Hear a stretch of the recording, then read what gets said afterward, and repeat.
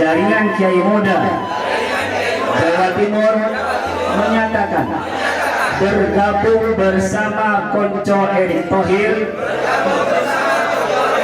berjuang mensiarkan program Bapak Erick Thohir dan mengajak masyarakat Jawa Timur mendukung Bapak Erick Thohir untuk maju sebagai Presiden Indonesia 2024-2029.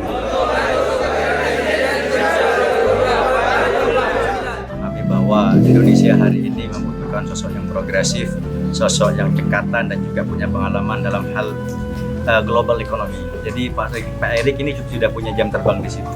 Jadi kami paham bahwa figur yang paling dibutuhkan untuk kita hari ini yang berhaluan ke ahli sunnah ya, dan juga Islam nasionalis adalah Pak Erick, maka kita dukung Pak Erick sepenuhnya. Allahumma shalli ala Muhammad. Erick Thohir, Allahumma shalli ala Sayyidina Muhammad.